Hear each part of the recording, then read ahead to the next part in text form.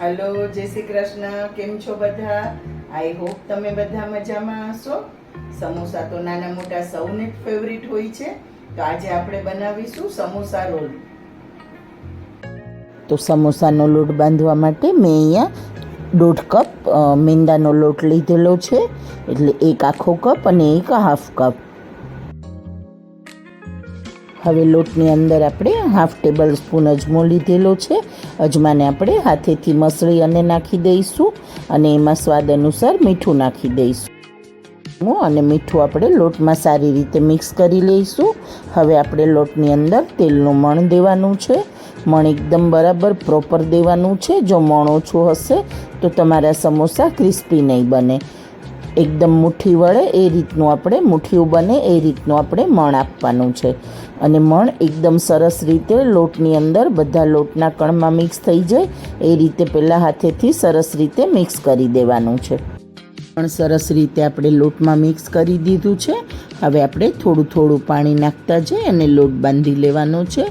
જેવો આપણે સમોસા માટે લોટ બાંધીએ એ રીતનો કઠણ લોટ જ બાંધવાનો છે, એકદમ ઢીલો પણ નહીં અને એકદમ કઠણ પણ નહીં। તો હવે આપણે લોટને બાંધી લઈશું સરસ રીતે। તમને જો સમોસા વાળવાનો ને કંટાળો આવતો હોય તો આ ખૂબ જ ઇઝી રીતે તમે સમોસા રોલ બનાવી શકો છો અને વાળવાની કે કોઈ ઝંઝટ નથી, એકદમ આસાનીથી બની જાય છે।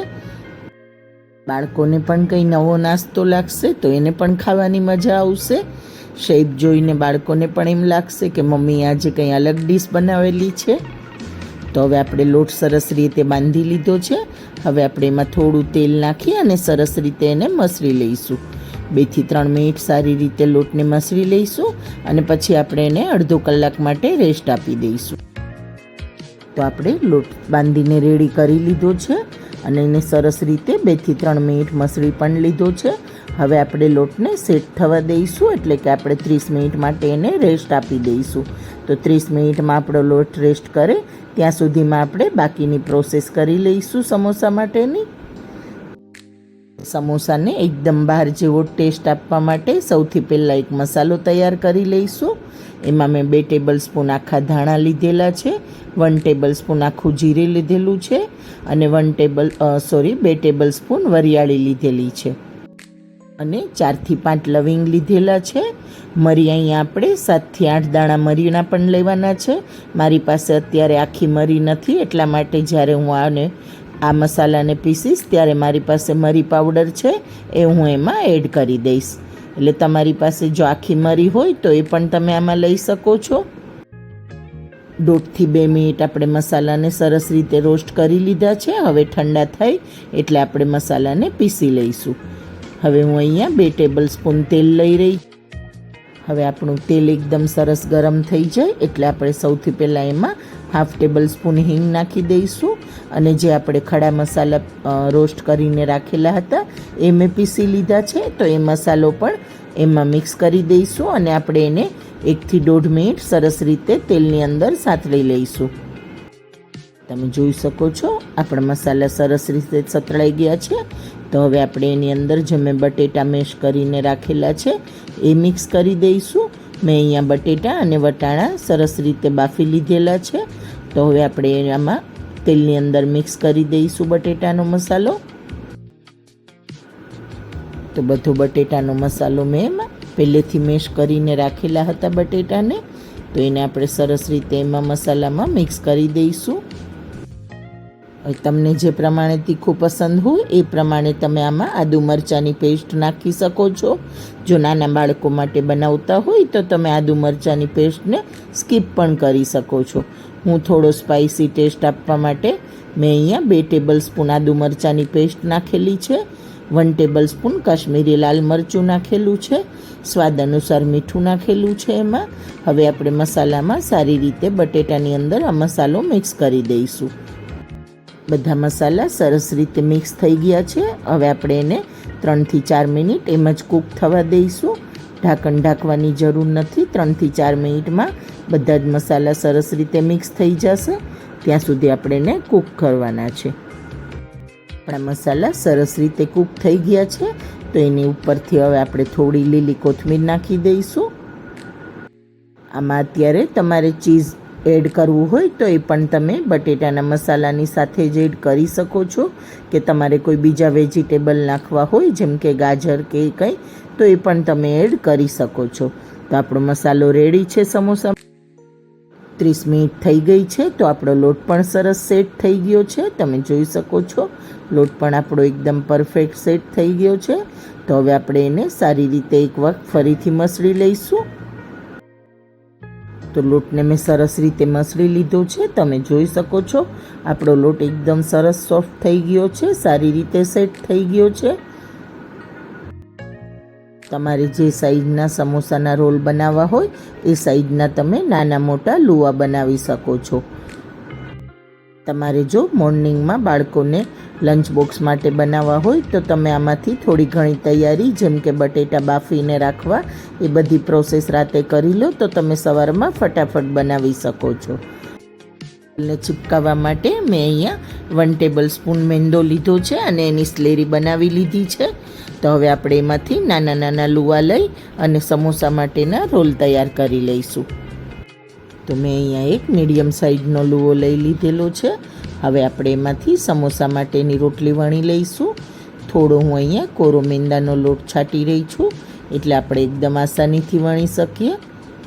તમારે જે સાઈઝના સમોસા રોલ બનાવવા હોય એ પ્રમાણે તમે નાની મોટા સાઈઝને લુવા લઈ અને રોટલી વણી શકો છો. તમે રાઉન્ડ અને ઓવેલ શેપ બંને શેપમાં રોલ બનાવી શકો છો. તો મેં અહીંયા એક ગોળ રોટલી વણી લીધી છે. એની અંદર આ રીતે આપણે જે બટેટાનો મસાલો બનાવીને રાખેલો છે એ રાખી દઈશું અને આ રીતે હું જે રીતે કાપા મૂકી રહી છું એ રીતે આપણે કાપા મૂકવાના છે. તમે જોઈ શકો છો મેં ઉપરની સાઈડ કાપા મૂકી દીધા છે. જે સાઈડ આપણે મસાલો નથી મૂકેલો એ બાજુ કાપા મૂકવાના છે. તો હવે આપણે જે સ્લેરી બનાવીને રાખેલી હતી એ આપણે બોર્ડર પર સરસ રીતે આખી બાજુ લગાવી દઈશું એટલે આપણે સમોસા એકદમ સરસ રીતે આપણો રોલ પેક થઈ જાય. તો મેં સ્લેરી લગાવી દીધી છે, તમે જોઈ શકો છો. તો હવે આપણે સમોસાને પેક કરી લઈશું, રોલ વાળી લઈશું. પહેલાં આપણે એક રોલ વાળવાનો છે, મતલબ કે જે આપણો મસાલો છે એ સરસ રીતે કવર થઈ જાય આ રીતે રોલ વાળવાનો છે. હવે જે બંને સાઈડથી આપણે સમોસા રોલને ચિપકાવી દેવાનો છે. આપણે સ્લેરી લગાવીને રાખેલી છે એટલે સરસ રીતે આપણો રોલ ચિપકી જશે.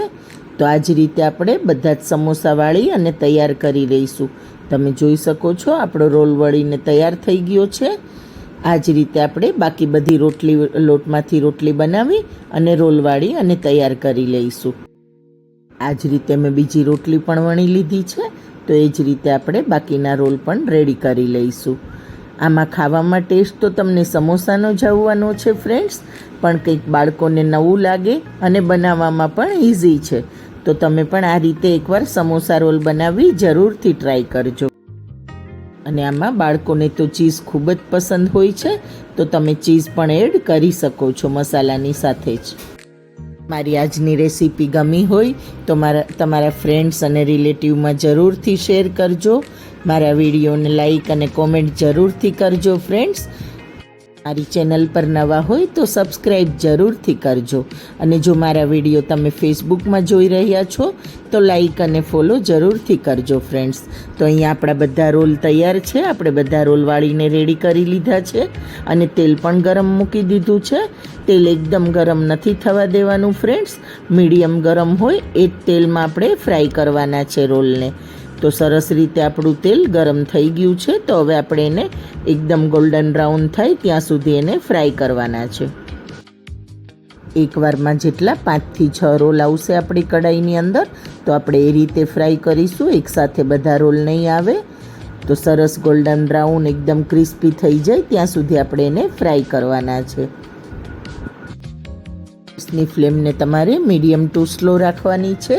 તેલ એકદમ ગરમ નથી થવા દેવાનું. જો તેલ એકદમ ગરમ થઈ જશે તો રોલની ઉપર બબલ્સ આવી જશે, એટલે કે તમારે એકદમ મીડિયમ ગરમ તેલમાં જ તળવાના છે. જોઈ શકો છો આપણા રોલ એકદમ સરસ ગોલ્ડન બ્રાઉન થઈ ગયા છે. તો આ જ રીતે આપણે બાકીના બધા રોલ પણ ફ્રાય કરી લઈશું. એકવાર આ રીતે રોલ બનાવી જરૂરથી ટ્રાય કરજો અને મને કહેજો કે કેવા લાગ્યા.